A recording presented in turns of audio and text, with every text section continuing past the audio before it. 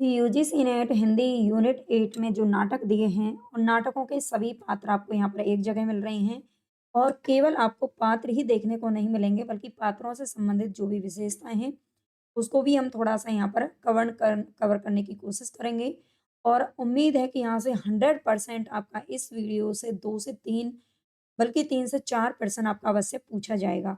तो चलते हैं अपने क्वेश्चन की तरफ और अगर आपको क्लास अच्छी लगे तो लाइक सब्सक्राइब तो आपको करना ही है और उसके अलावा आप शेयर भी ज़रूर कीजिए। UGC net Hindi UGC net Hindi से संबंधित हमारे ये क्लासेज़ है। इसके अलावा आप कोई भी अगर परीक्षा दे रखे हैं तो सबके लिए इम्पोर्टेंट है। सभी नाटकों के और सभी नाटक आप जानते हैं हमारे में कितने नाटक दे रखे हैं, ये आप सभी को पता है 14 नाटक हैं हमारे पूरे सिलेबस में। तो हम देखेंगे सबसे पहले यहाँ पर अंधेर नगरी का जो प्रकाशन वर्ष है सबसे पहले यहाँ पर मैंने सबके प्रकाशन वर्ष लिख दिए हैं। 1881 ईस्वी में इसका प्रकाशन वर्ष है जो कि भारतेंदु जी के द्वारा लिखा गया है। अंधेर नगरी, ठीक है? इस प्रहसन में कुल 28 पात्र हैं, कभी-कभी कुल से भी प्रश्न पूछ लिया जाता है, तो यहाँ पर ध्यान रखना।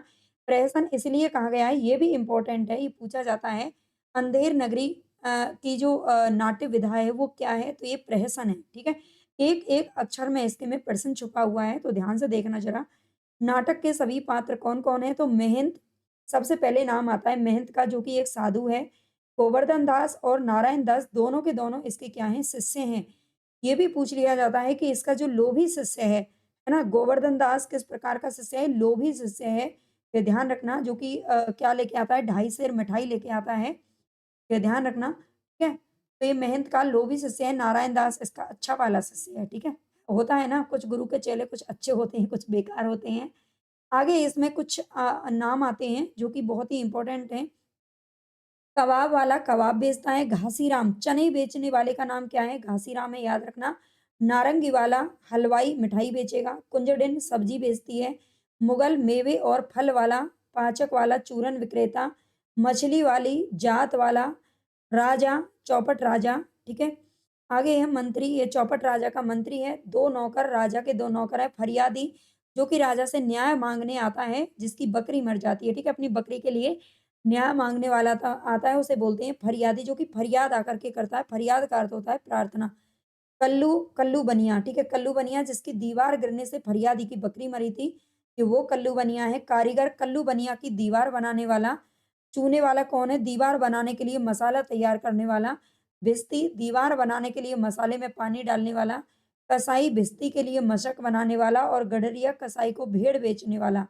4 सिपाही राजा के सिपाही हैं, 4 सिपाही कोतवाल, माली और बनिया, ठीक है? कोतवाल, माली और बनिया ये सारे के सारे पात्र हैं जो कि हमारे अंधेर नगरी से संबंधित हैं और ये ऐसा नहीं हो सकता कि आप पेपर देने जा रहे हो 4-5 दिन बाद आपका पेपर है और आपने अभी तक इसको नाटक को नहीं पढ़ा हो, ज़रूर पढ़ा होगा, ठीक है?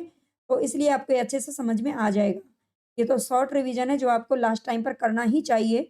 भारत दुर्दशा नाटक की बात करें तो ये भी भारतेंदु जी का है जो कि 1880 ईस्वी में प्रकाशित हुआ था, ठीक है? ये 1880 में हुआ था, अंधेर नगरी से 1 साल पहले ही हो गया था, ये ध्यान रखना। दुर्दशा, भारत की जो दुर्दशा है ना वो पहले हुई थी, अंधेर नगरी बाद में, ठीक है? मुख्य पात्रों की बात करें तो इसमें सबसे पहले पात्र का नाम है भारत। नाटक में भारत नायक के रूप में आता है, ठीक है? नाटक में जो भारत है वो नायक के रूप में है, वह नाटक के दूसरे अंक में प्रवेश करता है। इनके प्रवेश करने का जो अ, अंक है ना वो पूछा जाता है, ये ध्यान रखना। भारत दूसरे अंक में प्रवेश करता है।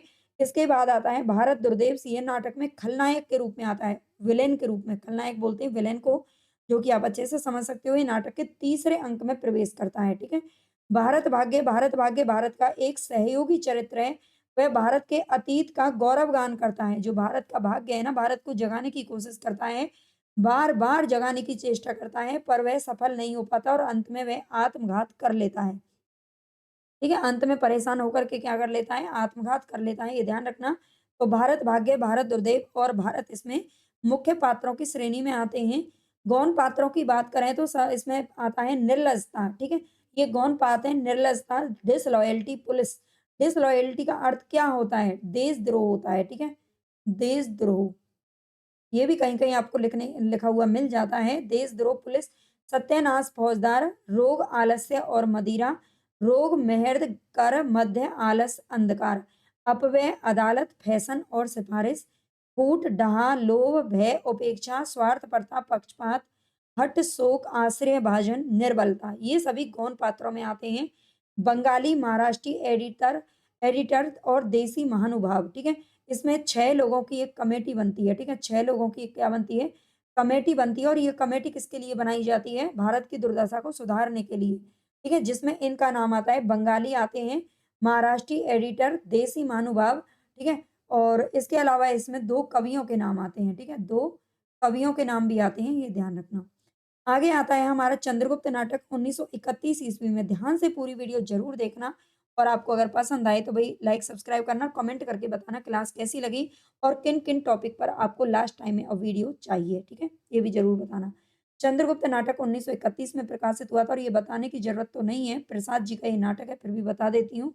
इसमें पुरुष पात्रों की बात करें तो सबसे पहला इसमें पात्र है चंद्रगुप्त।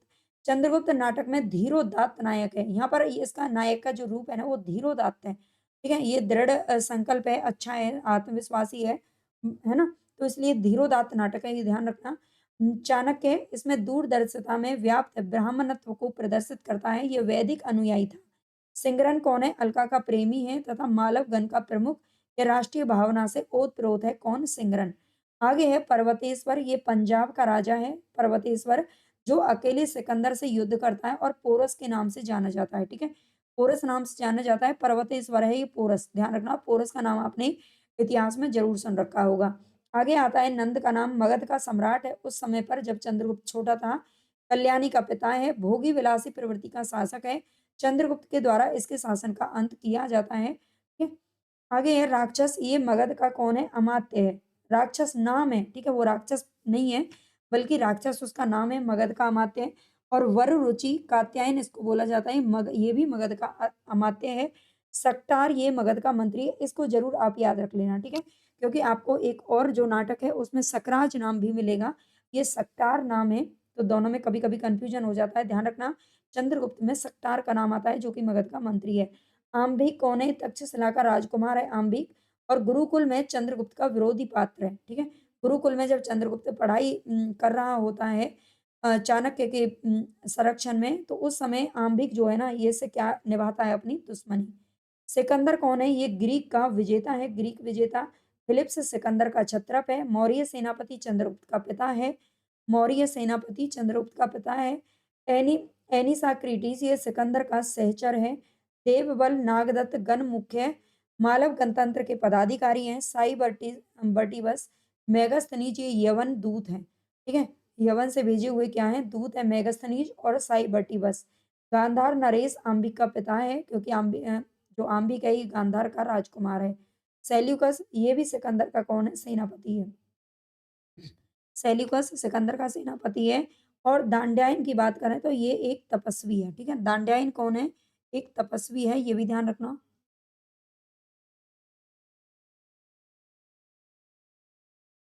आगे स्त्री पात्रों में बात करें जो कि बहुत इंपॉर्टेंट है। सबसे पहले नाम आता है अलका का। अलका ये गांधार नरेश की पुत्री है। अब आप समझ सकते हो गांधार नरेश कौन थे? हैं? और ये आम्बिक की बहन है, ठीक है? आम्बिक की बहन है अलका, ये राष्ट्रीय प्रेमी और साहसी है। सुवासिनी, सुवासिनी कौन है? सक्टार की कन्या है और राक्षस की प्रेमिका है। कल्याणी मगध की राजकुमारी है कल्याणी। नीला और लीला ये कल्याणी की सहेलियां हैं, ठीक है? नीला और लीला का नाम ये गौण पात्रों में है, नीला लीला, लेकिन ये पूछी जाती हैं, ये ध्यान रखना। मालविका सिंधु देश की राजकुमारी है, मालविका इंपॉर्टेंट है। कार्नेलिया कौन है? सेल्यूकस की पुत्री है, बाद में चंद्रगुप्त से इसका विवाह होता है, ठीक है? कार्नेलिया का विवाह होता है, ये ध्यान रखना, सेल्यूकस की पुत्री है। और सेल्यूकस कौन है? ये आप देख सकते हो, सिकंदर का कौन है? सेनापति है, ठीक है? सेल्यूकस। मौर्य मौर्य पत्नी कौन है? चंद्रगुप्त की माता है, ठीक है? और एलिस कार्नेलिया की सहेली है, एलिस। और ये ध्यान रखना, ये जो कार्नेलिया है ये विदेशी पात्र है, ठीक है? विदेशी पात्र क्योंकि सिकंदर विदेशी था। तो कार्नेलिया एक विदेशी पात्र है, ये भी इसमें पूछा जाता है। विशेष बिंदु की अगर हम बात करें, तो चंद्रगुप्त नाटक में कुल 4 अंक हैं, 46 दृश्य हैं और 13 गीत हैं। एक छोटी-सी वीडियो बना दूँगी जिसमें इसके सभी के अंक हम क्रम वाइज़ बता देंगे, ठीक है? स्कंदगुप्त नाटक की बात करें तो ये 1928 में प्रकाशित होता है और ये भी प्रसाद जी का नाटक है, जयशंकर प्रसाद का। स्कंदगुप्त नाटक की बात करें तो इसमें कुमारगुप्त का नाम आता है सबसे पहले, जो कि मगध का सम्राट है। गोविंदगुप्त कुमारगुप्त का भाई है। कर्णदत्त मगध का महानायक है। इसके बाद है चक्रपालित, ठीक है? चक्रपालित कर्णदत्त का पुत्र, बंधुवर्मा मालव का राजा, भीमवर्मा बंधुवर्मा का भाई है। मातृगुप्त कवि कालिदास का नाम मातृगुप्त है। प्रपंच बुद्धि बौद्ध कापालिक है। सर्वनाग अंतर्वेद का विषयपति। कुमारदास की बात करें तो ये धातुसेन पूछा जाता है, सिंघल का राजकुमार है। पुरगुप्त कुमारगुप्त का छोटा पुत्र, भटार्क पृथ्वीसेन खिंगिल हूण आक्रमणकारी है। खिंगिल मुदगल विदूषक है। ठीक है? प्रख्यात कीर्ति कौन है? तो लंका राज कुल का भ्रमण श्रमण है। महाबोध विहार स्थविर, महाप्रतिहार महादंडनायक, नंदीग्राम का दंडनायक, प्रहरी सैनिक इत्यादि। ठीक है? ये ध्यान रखना। स्त्री पात्रों की बात करें तो स्त्री पात्रों में देवकी, आप इनको एक जगह चाहे तो नोट कर लेना। अगर आपको इनकी पीडीएफ चाहिए तो आप टेलीग्राम चैनल को ज्वाइन कर लेना। लिंक आपको डिस्क्रिप्शन में मिल जाएगी, ठीक है? कहीं न कहीं मिल जाएगी, पोस्ट वगैरह में मैं डालती हूँ और वहाँ से आप जाकर के शिक्षक कॉम्पिटिशन नाम से जॉइन कर लीजिए, वहाँ पर आपको इसकी पीडीएफ मिल जाएगी। कुमारगुप्त की बड़ी रानी स्कंदगुप्त की माता, अगर आप नए हो, आपने नहीं देखा है, उपन्यास और कहानियों के पात्र में करवा चुकी हूँ, उस वीडियो को देख लेना। कुमारगुप्त की बड़ी रानी कौन है? स्कंदगुप्त की माता। अनंत देवी कुमारगुप्त की छोटी रानी पुरगुप्त की माता है। जयमाला बंधुवर्मा की स्त्री और मालव की रानी। देवसेना विजया, ठीक है? विजया मालव के धन कुबेर की कन्या है विजया। कमला भटार की जननी रामा और मालिनी, ठीक है? ये मातृगुप्त की प्रणयनी सखी और दासी है कौन? मालिनी। ध्रुव स्वामिनी नाटक का नाम आता है, ये 1933 ईस्वी में प्रकाशित होता है। मुख्य पात्रों की बात करें तो इसमें ध्रुव स्वामिनी रामगुप्त की पत्नी और चंद्रगुप्त की पूर्व प्रेमिका है। रामगुप्त और चंद्रगुप्त दोनों भाई-भाई हैं, ये ध्यान रखना, आगे मिल जाएगा वैसे तो। ठीक है? रामगुप्त और चंद्रगुप्त, चंद्रगुप्त से प्रेम करती है, लेकिन उसकी जो विवाह है, ये रामगुप्त से हो जाता है। मंदाकिनी, मंदाकिनी नाटक की सजीव पात्र है, जो अपने तीखे प्रश्नों से स्त्री की व्यथा को सामने रखती है। उमा, ये सकराज की प्रेमिका है। सकराज जो कि चंद्रगुप्त रामगुप्त से जिसका लड़ाई होती है, युद्ध होता है और अपने आप को बचाने के लिए रामगुप्त जो है अपनी पत्नी को उसे सौंप देता है, सौंपने की बात करता है, बेच देता है एक तरीके से, ठीक है? सकराज की प्रेमिका है, जो कि उसे छोड़ देती है क्योंकि ये कोमा एक स्वाभिमानी स्त्री है। सकराज से कहती है, राजनीति का प्रतिशोध क्या एक नारी को कुचले बिना नहीं हो सकता? अंत में वह सकराज का शव लेने आती है। जब चंद्रगुप्त उसे मार देता है, तो क्या होती है बाद में, ध्रुव स्वामिनी के पास आती है सकराज का शव लेने के लिए। चंद्रगुप्त गुप्त साम्राज्य का साहसी एवं साम्राज्य के लिए मर मिटने वाला चरित्र है। चंद्रगुप्त जो नाटक है उसमें भी चंद्रगुप्त पात्र है, ये ध्यान रखना। और स्कंदगुप्त में भी चंद्रगुप्त नाम का पात्र है, ध्रुव स्वामिनी में सॉरी, ध्रुव स्वामिनी के अंदर। गुप्त साम्राज्य का साहसी एवं साम्राज्य के लिए मर मिटने वाला चरित्र है, रामगुप्त का भाई, परंतु उसके चरित्र के बिल्कुल विपरीत है। आगे नाम आता है रामगुप्त का, गुप्त साम्राज्य का शासक, जो पिता द्वारा अयोग्य घोषित किए जाने के बावजूद छल कपट से राजा बना था। ठीक है? ये रामगुप्त कौन है? छल कपट से राजा बनता है ये, अयोग्य होने के बावजूद भी। शिखर स्वामी रामगुप्त का सहयोगी है एवं गुप्त साम्राज्य का अमात्य है। रामगुप्त के निर्णय को, होते हैं ना कुछ जैसे कि आजकल हमारे मीडिया वाले लोग हैं, वो सरकार की हर बात को सही बताने की हमेशा पूरी फुल पुरजोर कोशिश करते हैं, ठीक है? अमात्य रामगुप्त के निर्णय को धर्म नीति की आड़ में सही बताने वाला यह अवसरवादी, कुटिल, धूर्त एवं अयोग्य अमात्य है, ठीक है? पुरोहित कौन है? पुरोहित एक दृढ़ एवं सत्यनिष्ठ चरित्र है, जिसे धर्म की सच्ची व्याख्या करने में कोई भय नहीं है। सकराज की बात करें तो स्वार्थी एवं विलासी प्रवृत्ति का शासक है। ध्रुव स्वामिनी की चाह रखता है, स्त्री को महज वस्तु समझता है। भाग्यवादी है एवं मंगल अमंगल पर ये विश्वास करता है। हिंगल की बात करें तो रामगुप्त के यहाँ सकराज का संधि प्रस्ताव लेकर जाने वाला है कौन? हिंगल मिहिर देव कोमा के पिता एवं शक साम्राज्य के आचार्य हैं मिहिर देव। कोमा के पिता हैं, याद रखना। गौण पात्रों में बात करें तो इसमें कुबड़ा, बोना, हिजड़ा, प्रतिहारी, सामंत कुमार, खड्गधारिणी, खड्गधारिणी पात्र पूछा जाता है, याद रखना। शक, सामंत, दासी और नर्तकियाँ। इसमें से सबसे मेन तो खड्गधारिणी है, ये पूछा जा चुका है। विशेष बिंदु में हम बात करें तो रंगमंच की दृष्टि से प्रसाद की सबसे सफल नाट्य कृति कौन-सी? रंगमंच की दृष्टि से अगर पूछ लिया जाए तो ये सबसे सफल नाट्य कृति है ध्रुव स्वामिनी। आगे है अंधा युग नाटक, जो कि 1955 ईस्वी में प्रकाशित होता है। अंधा युग नाटक, और ये 1954 भी आपको कहीं-कहीं देखने को मिलेगा, तो इसमें ज़्यादा कन्फ्यूज़ मत होना, ठीक है? अंधा युग और इसके पात्रों की अगर हम बात करें तो अश्वत्थामा इसमें सबसे पहले नाम किसका आता है? अश्वत्थामा जो कि गुरु द्रोण का पुत्र है, ठीक है? अश्वत्थामा किसका है? गुरु द्रोण का पुत्र है, ये याद रखना।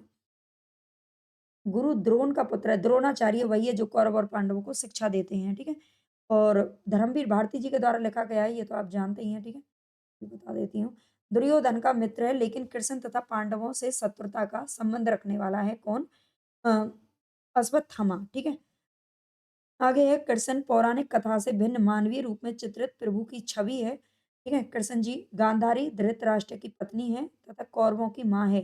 धृतराष्ट्र जो कि जन्म से ही अंधे हैं, हस्तिनापुर के राजा तथा पुत्र मोह में अंधा पिता है।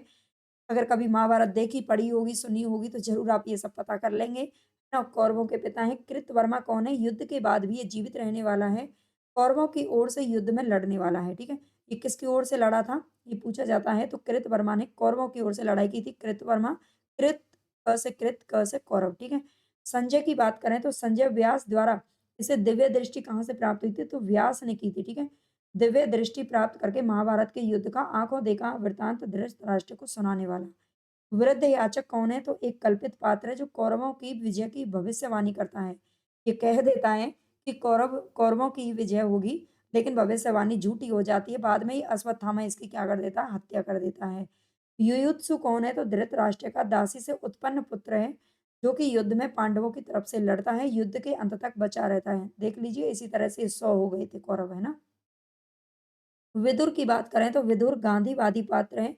कृष्ण भक्त कुशल राजनीतिज्ञ धृतराष्ट्र को समझाने का प्रयास करते हैं। ठीक है, गांधीवादी पात्र कौन? विदुर। गांधीवादी पात्र ध्यान देना क्या कह रहा है, ठीक है?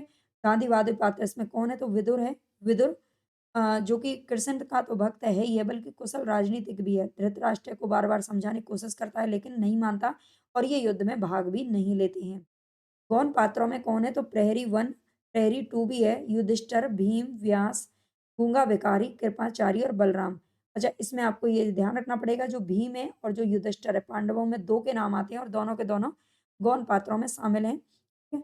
याद रखना कृपाचार्य भी गौण पात्रों में शामिल है। आगे विशेष बंधु, इस नाटक में केवल एक ही स्त्री पात्र है, वो है गांधारी, ठीक है? एक ही स्त्री पात्र आया है, इसमें देख लेना द्रौपदी वगैरह का नाम इसमें कहीं आता नहीं है। आगे है सिंदूर की होली। सिंदूर की होली 1934 ईस्वी में प्रकाशित होता है और ये लक्ष्मी नारायण मिश्र के द्वारा लिखा गया है। ये लक्ष्मी नारायण, ये हमारे सिलेबस में थोड़ा गलत लिखा हुआ है, वहाँ पर लाल लिखा हुआ है, उसको सही कर लेना। ये मिस्र के द्वारा लिखा गया है, कन्फ्यूज़ मत होना, ठीक? मुख्य पात्रों में इसमें सबसे पहले नाम आता है मुरारी लाल, डिप्टी कलेक्टर जो कि स्वभाव से भ्रष्ट, धोखेबाज और चरित्रहीन है। आज की जो क्लास है ना, वो थोड़ी-सी लंबी होगी उपन्यास और कहानियों की अपेक्षा, क्योंकि इसमें थोड़े पात्र भी ज़्यादा हैं और इनको अच्छे से देखना भी पड़ता है, ठीक है? यहाँ से पूछा जाता है। डिप्टी कलेक्टर जो कि स्वभाव से भ्रष्ट, धोखेबाज और चरित्रहीन है। रजनीकांत की बात करें तो ईमानदार, निर्भीक और कर्तव्यनिष्ठ पात्र है, जिसके ना होते हुए भी पूरा नाटक इसी के केंद्र में घूमता है। चंद्रकला इससे प्रेम करती है। मनोरमा ये विधवा है, वैधत्व को झेल रही तर्कशील नारी पात्र है। मनोज शंकर कौन है? बांसुरी बजाता रहता है और अपने पिता की मौत के कारणों को नहीं जान पाने के कारण मानसिक रूप से विक्षिप्त सा रहता है। मनोज भी कैसा है? तर्कशील प्राणी है। आगे है चंद्रकला, मुरारी लाल की पुत्री है जिसे रजनीकांत से पहली नज़र में प्रेम हो जाता है और जब रजनीकांत की मृत्यु होती है तो वो क्षोभ से भर उठती है और मरनासन्न पड़े रजनीकांत के हाथों से अपनी मांग में सिंदूर भर लेती है, ठीक है? सिंदूर की होली, याद रखना सिंदूर की होली। तो सिंदूर से क्या कर लेती है? अपनी मांग भर लेती है मरे हुए रजनीकांत के हाथों से। भगवत सिंह ये एक जमींदार है जो रजनीकांत की हत्या करवाता है, उसका सहायक रहता है। हरनंदन रजनीकांत की हत्या में सहायक है। एक डॉक्टर पात्र है इसमें। गौण पात्रों में बात करें तो माहिर अली, हरनंदन और कुछ और जन हैं। आधे अधूरे नाटक ये 1969 ईस्वी में प्रकाशित हुआ था, आधे अधूरे नाटक। और ये किसके द्वारा लिखा गया? मोहन राकेश। ये आधे अधूरे नाटक मोहन राकेश के द्वारा लिखा गया है।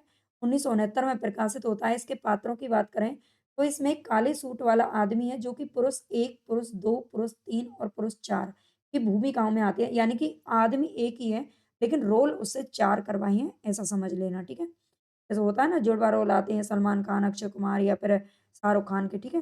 तो इस तरह से ये 4 पुरुषों की भूमिका में आता है।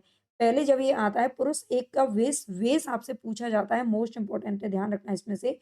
वेश पूछा जाता है कि जब पुरुष एक के रूप में आता है पुरुष, तो वो उसका वेश क्या रहता है पुरुष एक के रूप में। तो पतलून कमीज पहने हैं महेंद्र नाथ के रूप में, नाम उसका क्या है, महेंद्र नाथ है, जो कि सावित्री का पति है, ठीक है। और ये पतलून कमीज पहने हुए है, एक बहुत ज्यादा मतलब गरीब टाइप में है, ज्यादा आर्थिक समस्या से जूझता हुआ। पुरुष दो के रूप में पतलून और बंद गले का कोट अब इसने पहन लिया है, ठीक है। सिंघानिया के रूप में आता है दूसरे रूप में। पुरुष 3 के रूप में पतलून और टी-शर्ट पहन लेता है, पतलून के ऊपर अब जगमोहन के रूप में आता है। पुरुष 4 के रूप में पतलून के साथ पुरानी काठ का लंबा कोट पहने हुए है, जुनेजा के रूप में, ठीक है। तो ये भी याद रखना है, पुरुष 1 का नाम क्या है, पुरुष 2 का नाम क्या है, 3, 4 का नाम क्या है, ठीक है। स्त्री की बात करें तो सबसे पहले नाम आता है स्त्री, इसमें सावित्री है, जो कि उम्र 40 के लगभग है, ठीक है।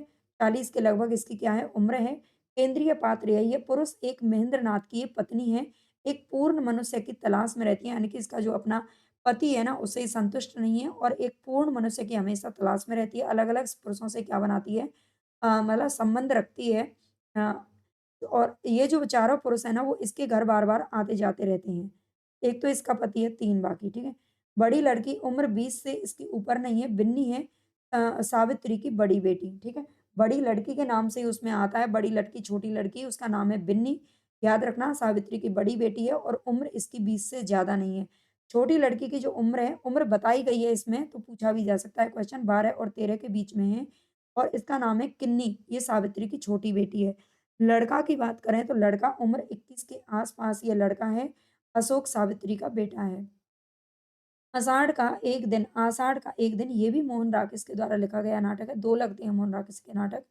ये 1958 ईस्वी में प्रकाशित होता है। मुख्य पात्रों की बात करें तो इसमें मल्लिका का नाम आता है, जो कि कालिदास की प्रेमिका है। मल्लिका विलोम से नफ़रत के बावजूद भी इसका विवाह उसी से होता है, ठीक है? विलोम से। कालिदास कौन है? मामा मातुल द्वारा प्रतिपालित है। प्रतिपालित यानी कि पालन-पोषण इसका किसने किया था? तो इसकी माता मामा ने किया था, जिसका नाम है मातुल। ऋतुसंहार, कुमार संभवम, मेघदूत और रघुवंश का रचयिता है। अपना गाँव छोड़कर घुटन महसूस करता है। अपना गाँव छोड़ कर के कहाँ चला जाता है? कश्मीर जाना इसे पड़ता है। अपनी सृजनशीलता भी खो देता है वहाँ पर जाकर के। अंबिका मल्लिका की माँ है। मल्लिका और कालिदास के प्रेम से नाखुश है। मल्लिका का विवाह कराने को इच्छुक है, ठीक है? अंबिका, याद रखना। विलोम कौन है? ये ग्राम पुरुष है। कालिदास के समक्ष प्रतिनायक के रूप में ही आता है। कालिदास के उज्जैनी जाने से पूर्व मल्लिका तथा कालिदास के विवाह का प्रस्ताव करता है कौन? जो विलोम है, ठीक है? लेकिन बाद में इसी के साथ में विवाह होता है। गौण पात्रों में दंतुल, जो कि राजपुरुष है। मातुल कालिदास का मामा है, जो कि इसका पालन-पोषण करता है। कवि चाटुकार वाचाल कालिदास के साथ कश्मीर जाता है, ठीक है? कालिदास के साथ में कहाँ जाता है? कश्मीर जाता है, जो उसका मामा है। आगे निक्षेप, ये भी ग्राम पुरुष है निक्षेप। मल्लिका से कालिदास का हठ यानी उज्जैनी ने जाने को तुड़वाने का अनुरोध करता है, ठीक है? कश्मीर, उज्जैनी जब वो नहीं जाता है, मना कर देता है कालिदास, तो उसका हठ कौन तोड़ता है? मल्लिका तोड़ती है ना? उसकी हठ को हाँ में बदल देती है और ये किसके कहने पर? निक्षेप के कहने पर। आगे नाम आता है इसमें रंगिनी, नागरी मृदंग और वीणा वादक है, सुंदर प्रणय गीत लिखती है। संगिनी, नागरी नृत्यांगना और नाटक लिखने में इसको रुचि है। संगिनी को अनुस्वार, अनुनासिक ये 2 अधिकारी हैं। प्रियंगु मंजरी, ठीक है? ये 3 पात्र बहुत इंपॉर्टेंट है, बार-बार पूछे जाते हैं। प्रियंगु मंजरी ये राजकन्या है, कालिदास यानी कि मातृगुप्त की पत्नी है। उसे वहाँ पर जाके विवाह कर लेता है इससे। कालिदास, ये याद रखना। इस नाटक पर आधारित फ़िल्म का निर्माण 1971 ईस्वी में निर्देशक मनी कौल के द्वारा हो चुका है, ठीक है? पतंजलि का उल्लेख भी इस नाटक में किया गया है, इम्पोर्टेंट था इसलिए डाल दिया ये पॉइंट। आगे है आगरा बाज़ार किसके द्वारा लिखा गया? हबीब तनवीर। हबीब तनवीर के द्वारा लिखा गया नाटक है, जो कि 1954 ईस्वी में प्रकाशित होता है। इस नाटक में कोई केंद्रीय पात्र नहीं है। नज़ीर इस नाटक में कहीं भी पात्र के रूप में उपस्थित नहीं है, लेकिन केंद्र में वही है। इस नाटक में कोई भी केंद्रीय पात्र नहीं है, ये ध्यान रखना। आगरा बाजार में नज़ीर इस नाटक में कहीं भी पात्र के रूप में उपस्थित नहीं है। आगे है ककड़ी बेचने वाला, फ़कीर, तरबूज वाला, लड्डू वाला, किताब वाला, पतंग वाला, कनमेलिया, ठीक है? कनमेलिया यानी कि कान के मैल को निकालने वाला, पान वाला, मदारी, अजनबी, शायर, हमजोली, तज के सनवासी, ग्राहक बेनजीर, बेनजीर सौदा लड़का करीमन, चमेली हिजड़ा, इसके अलावा दर्जी रामू पंसारी, दरोगा नवासी, तमास बीन, हमीद अंधा भिखारी, बेनी प्रसाद तवलची, सारेगिया और गंगा प्रसाद। ठीक है, ये सभी आप याद रख लेना। इसमें पूछा जाता है ककड़ी बेचने वाला, तरबूज वाला, ठीक है, लड्डू वाला, फकीर, ये सब पूछे जा सकते हैं। इनको याद रखना। बकरी नाटक ये 1974 ईस्वी में प्रकाशित होता है और किसके द्वारा लिखा गया है? सर्वेश्वर दयाल सक्सेना। ये सर्वेश्वर दयाल सक्सेना जी का नाटक है बकरी। इसमें पात्र कौन है? तो नट, नटी, भिस्ती, दुर्जन सिंह, युवक, काकी, राम, परमवीर, सत्यवीर, सिपाही, विप्ती। विप्ती की बकरी है, ये याद रखना, काका, चाचा। ठीक है, ये सभी इसके पात्र हैं। आगे एक और द्रोणाचार्य 1977 ईस्वी में प्रकाशित होता है, जो कि शंकर शेष के द्वारा लिखा गया है। ठीक है, इनके सबके लेखक, इनके सबके प्रकाशन वर्ष और सभी की भूमिका, और मैं आपको एक अलग से वीडियो बनाकर सभी की भूमिका एक साथ करवा दूँगी, तो वो भी बहुत ज़रूरी है, जितनी हो पाएँगी, और इनको याद रखना, ये सब इम्पोर्टेंट है, ठीक है? अरविंद एक मध्य वर्गीय प्राइवेट कॉलेज का अध्यापक है, लेकिन आपको ज़्यादा से ज़्यादा सपोर्ट करना है, ज़्यादा से ज़्यादा बच्चे हाइप करें, कमेंट करें और शेयर करें। अरविंद एक मध्य वर्गीय प्राइवेट कॉलेज का अध्यापक है। अरविंद लीला अरविंद की पत्नी का नाम है। यदु अरविंद का साथी मित्र है, जो कि शिक्षक है। प्रेसिडेंट राजकुमार का बाप, शिक्षा का व्यवसाय करने वाला, ठीक है? राजकुमार का पिता है कौन? प्रेसिडेंट राजकुमार प्रेसिडेंट का बेटा है। प्रिंसिपल 60 वर्ष का व्यक्ति है, प्रेसिडेंट का चाटुकार। विमलेंदु, विमलेंदु की बात करें तो ये अरविंद का मित्र है, मित्र अध्यापक जिसकी हत्या हो चुकी होती है। चंदू, ये 20 वर्ष का लड़का है। चंदू अरविंद का चहेता शिष्य है, जिसे नकल का झूठा आरोप लगाकर कॉलेज से निकाल दिया जाता है। ठीक है, चंदू कौन है? 20 वर्ष का लड़का है, ये ध्यान रखना। अनुराधा, ये चंदू की कौन है? प्रेमिका है, जिस पर राजकुमार बलात्कार का प्रयास करता है, अंत में आत्महत्या कर लेती है। रेसिडेंट चंदू को नकल करते पकड़ने वाले अध्यापक हैं। सुदीप, ये अरविंद का बेटा है। इसमें कुछ महाभारत कालीन पात्रों के भी नाम आते हैं, ठीक है, क्योंकि इसमें दो कथाएं एक साथ चलती हैं, दो समानांतर कथाएं एक साथ चलती हैं, महाभारत कालीन और आधुनिक काल की, ठीक है। तो द्रोणाचार्य कृपि, ये द्रोण की पत्नी और वह अश्वत्थामा की माता है। अश्वत्थामा द्रोणाचार्य और कृपि का बेटा है। द्रुपद, भीष्म, अर्जुन, एकलव्य, युधिष्ठिर, धृष्टद्युम्न और सैनिक, ठीक है, ये महाभारत कालीन पात्र हैं। आगे नाम आता है अंजो दीदी नाटक का। अंजो दीदी उपेंद्र नाथ अस्क का नाटक है, जो कि 1954-55 में ये प्रकाशित होता है। प्रमुख पात्र इसमें कौन है? अंजलि इसका प्रमुख पात्र है, जिसका नाम, जिसे अंजो के नाम से जानते हैं। अपने विचारों को दूसरों पर थोपने की मनोवृत्ति उसे संस्कार में मिली थी। ठीक है, ये हमेशा क्या करती है? अपने विचारों को दूसरों पर, यानी कि अपने जो बच्चे हैं या फिर जो अपना भाई हो या फिर कोई भी हो, अपना पति हो, उन पर सब पर थोपने थोपने की पूरी कोशिश करती है। और वो कहती है कि मैं चाहती हूँ मेरा घर भी घड़ी की तरह ही चले। वो कहती है कि हम सबकी जो ज़िंदगी है ना, वो घड़ी की तरह है, और ये मैं चाहती हूँ कि मेरा घर भी घड़ी की तरह चले, हम सब उसके पुर्जे बन जाएँ और नियम पूर्वक अपना-अपना काम करते जाएँ। अपनी एहवादिता द्वारा बनाई नियमबद्धता की कीमत वह जान दे कर के चुकाती है। श्रीपत, ये अंजलि का भाई है, यानी कि अंजू का भाई है। इस नाटक का सबसे जिंदा-दिल पात्र, वही अपनी बहन को क्या करता है? मतलब धमकाता है, ठीक है? इंद्र नारायण, इंद्र नारायण अंजू के पति का नाम है। उसके दमन के शिकंजे में बुरी तरह से जकड़ा हुआ है। अंजू की मौत के बाद जीवन को एक नई दिशा मिलती है। आगे है नीरज, ये अंजू का पुत्र है नीरज। नजीर नीरज का मित्र है। क्या अंजू का पुत्र कौन है? नीरज है, और नजीर उसका मित्र है। ओमी नीरज की पत्नी है, बाद में नीरज का विवाह होता है, तो इसकी पत्नी है और अंजू की बहू है। नीलम, ये नीरज और ओमी का पुत्र है, ये ध्यान रखना। अनीमा अंजू की सहेली है, ठीक है। अनीमा कौन है? अंजू की सहेली है। गौण पात्रों में राज, वकील साहब, नौकर, राजू और मुन्नी का नाम आता है। महाभोज, ये मन्नू भंडारी का क्या है? नाटक है, जो कि 1982 ईस्वी में प्रकाशित होता है। महाभोज। मुख्य पात्रों की बात करें तो ये दा साहब इसमें कौन है? मुख्यमंत्री हैं, ठीक है। दा साहब कौन है? मुख्यमंत्री हैं। बातों और ऊपरी व्यवहार में आदर्शवादी हैं, ठीक है, जैसे कि आजकल के नेता होते हैं, परंतु व्यवहार ठीक इसके उल्टा है। बीसू की मौत को पहले आत्महत्या करार करते हैं और फिर बिंदा द्वारा हत्या इसको घोषित कर दिया जाता है। किसके द्वारा? मुख्यमंत्री साहब के द्वारा। बिसु कौन है? ये विशेषर है, हरिजनों का हमदर्द युवक है। बिसु की मौत हो जाती है, ध्यान रखना। बिंदा बिंदेश्वरी प्रसाद है, बिसु का पक्का मित्र है, लगभग 8 महीने की इसकी दोस्ती है। सक्सेना एसपी है जो कि इसका बिसु की हत्या का कार्य जिसके पास रहता है। ईमानदार, सत्यनिष्ठ तथा करुणावान व्यक्तित्व है कौन? सक्सेना साहब। जोरावर सरोहा का जमींदार है, इसीलिए बाद में इसका ट्रांसफर कर दिया जाता है ना। जोरावर सरोहा का जमींदार है, धनाढ़ किसान है। दत्ता बाबू मशाल साप्ताहिक पत्रिका के संपादक हैं। महेश दिल्ली से आया रिसर्च स्कॉलर एवं सूत्रधार है कौन? महेश। गौण पात्रों की बात करें तो इसमें सुकुल बाबू ये भूतपूर्व मुख्यमंत्री हैं, विरोधी पार्टी के नेता। काशी सुकुल बाबू का विश्वसनीय कार्यकर्ता, इलेक्शन कमांडर। अप्पा साहब, इसको आप देख लेना, मैं नाम ले देती हूँ। अप्पा साहब पांडे जी, लखन जमुना बहन सिन्हा डीआईजी है, ठीक है, इसका नाम याद रखना, डीआईजी है। भवानी ये मसाल का सहायक संपादक है। नरोत्तम ईमानदार प्रेस रिपोर्टर है, सच्ची रिपोर्ट छपवाना चाहता है बिसु की मौत का, ठीक है।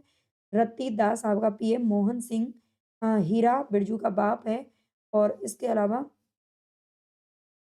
अ, इसमें बिरजू नहीं है, ये बिसु है, ठीक है, बिसु का बाप है। रुकमा बिंदा की पत्नी है। भैरों सिंह लठैत लड़की और जोगेश्वर साहू, इसमें इंपॉर्टेंट है जोगेश्वर साहू जो पूछा जाता है, ठीक है।